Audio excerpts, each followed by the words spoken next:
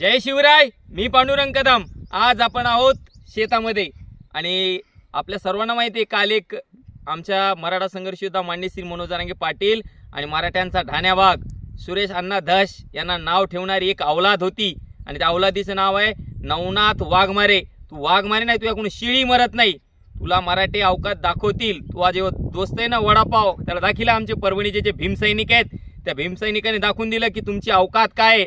नवनाथ, तुला नवनाथ नाही, तुझ्या खालच्या शब्दामध्ये बोलायला काही हरकतच नाही. तुझी अवकात नाही.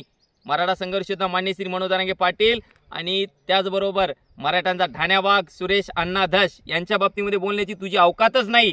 परंतु सध्या आम्हाला आमचा भाऊ, आमच्या भावाला आम्हाला न्याय मिळवून द्यायचा आहे. आमची जी बहीण आहे, आमच्या बहिणीला आम्हाला न्याय मिळवून द्यायचा आहे. आमचं देशमुख कुटुंबीय आहे, त्यांना आम्हाला न्याय मिळवून द्यायचा आहे. त्यामुळं तू यासारख्या महाछपरी लोकांच्या नादी लागणं आम्हाला सध्या परवडत नाही. त्यामुळं तुला सांगू इच्छितो, तुला तर म्हणजे वेळ आल्यानंतर तुलाही तुझ्या भाषेमध्ये उत्तर दिलं जाईल. परंतु आम्ही मराठी आहोत, संयमी आहोत.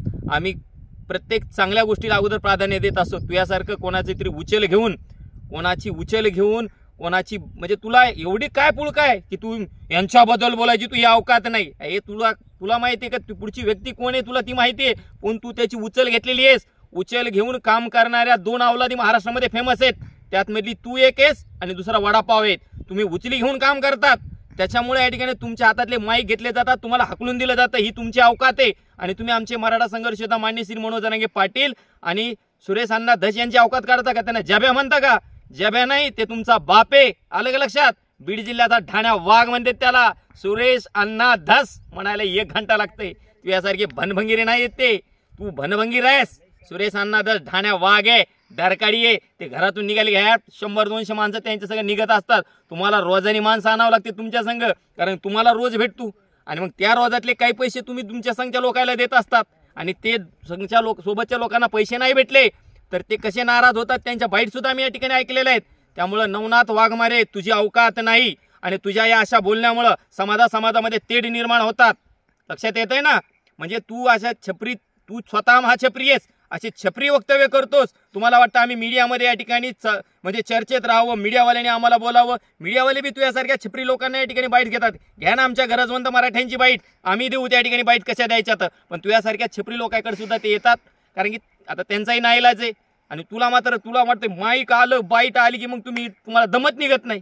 लक्षात आलं का? तुम्हाला दम निघत नाही म्हणून परभणीतून हाकलीन दिलं आमच्या भीमसैनिकांनी. लक्षात येते का? त्यामुळे नवनाथ, तुला सांगू इच्छितो, तुझा काय म्हणजे तुला मी व्यवस्थित वेगळ्या पद्धतीनं समजून सांगणार आहोत.